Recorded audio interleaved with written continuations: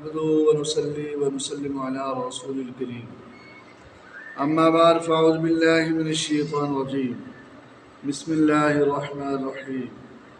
حدیث شریف میں آتا ہے کہ 5 چیزوں کو دیکھنا بھی ثواب ہے۔ نمبر 1، النظر الی بیت اللہ، بیت اللہ شریف کو دیکھنا۔ جہاں بیت اللہ شریف کے طواف کرنے کا ثواب ہے، وہاں صرف بیت اللہ شریف کو دیکھنا بھی ثواب ہے۔ بلکہ ایک حدیث شریف میں آتا ہے کہ بیت اللہ شریف پر پہلی نظر جب پڑے، انسان جو دعا بھی مانگے وہ قبول ہوتی ہے۔ اس لیے علماء نے لکھا ہے کہ پھر کون سی دعا مانگنی چاہیے۔ اس بارے میں علماء کے 3 گروہ جو ہیں مشہور ہیں۔ نمبر 1، ایک گروہ یہ کہتا ہے کہ ربنا آتنا فی الدنیا حسنہ وفی الآخرۃ حسنہ وقنا عذاب النار، یہ دعا مانگنی چاہیے، اس لیے کہ یہ جامع دعا ہے۔ دوسرا علماء کا گروہ کہتا ہے کہ ہدایت کی دعا مانگنی چاہیے، اس کی ہدایت سب سے قیمتی ہے۔ تیسرا علماء کا گروہ کہتے ہیں کہ یوں دعا مانگے کہ اے اللہ مجھے مستجاب الدعوات بنا۔ اس کا مطلب یہ ہے کہ اللہ میں اب کے بعد جو بھی دعا مانگوں وہ قبول ہو۔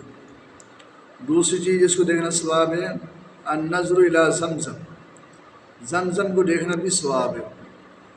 زمزم کو پینے میں آپ صلی اللہ علیہ وسلم نے ارشاد فرمایا کہ زمزم میں شفا ہے، اور ایک حدیث میں آپ نے ارشاد فرمایا کہ زمزم جہاں پیاس کو بجھاتا ہے وہاں بھوک کو بھی دور کرتا ہے۔ تیسری چیز جس کو دیکھنا ثواب ہے وہ ہے اپنے ماں باپ کو دیکھنا بھی ثواب ہے۔ ایک حدیث میں آتا ہے کہ جو آدمی شفقت کی نظر سے ماں یا باپ کی طرف دیکھتا ہے اس کو ایک حج یا ایک عمرے کا ثواب ملتا ہے۔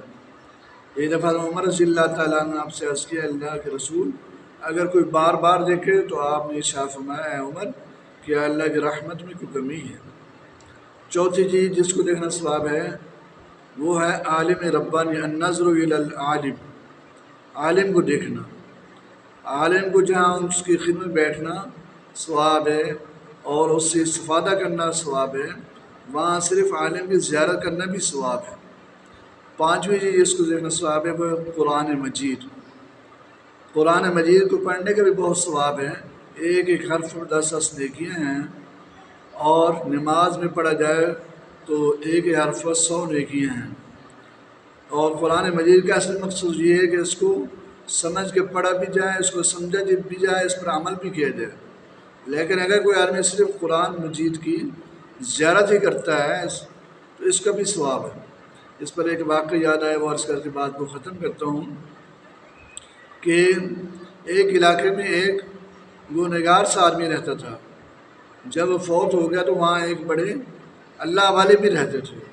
ان کو جب ان کی اطلاع دی گئی تو انہوں نے اس کے جنازے پر جانے کا کوئی خاص ارادہ نہیں کیا، لیکن جب وہ اللہ والے سوئے تو خواب میں جناب رسول اللہ صلی اللہ علیہ وسلم زیارت نصیب ہوئی۔ آپ صلی اللہ علیہ وسلم نے فرمایا، تم سوئے ہوئے ہو، تمہیں پتہ نہیں فلاں بندہ فوت ہو گیا ہے، جاؤ اس کے جنازے میں شریک ہو جاؤ، اس کی کفن میں شریک ہو جاؤ، اس کے غسل میں شریک ہو جاؤ، اس کے دفنانے میں شریک ہو جاؤ۔ یہ اللہ والے اٹھے، اس آدمی کے ان تمام امور میں شامل ہوئے، اس کے کفن میں، دفن میں، غسل میں اور جنازے میں۔ فارغ ہونے کے بعد دل میں ان کے بڑی جستجو تھی، میں پوچھوں ان میں نیکی کیا ہے؟ بظاہر تو کچھ زیادہ نیک نہیں تھے۔ تو گھر والوں سے جب پوچھا تو گھر والوں نے کہا کہ ان کی ایک عادت یہ تھی کہ صبح جب نماز سے فارغ ہوتے تو قرآن مجید سامنے لے کر بیٹھ جاتے، باوضو ہو کر۔ قرآن مجید پڑھے ہوئے نہیں تھے، لیکن ایسے انگلی پھیرتے جاتے اور کہتے رہتے، اے اللہ تو بھی سچا، تیرا قرآن بھی سچا، اے اللہ تو بھی حق، تیرا قرآن بھی سچا۔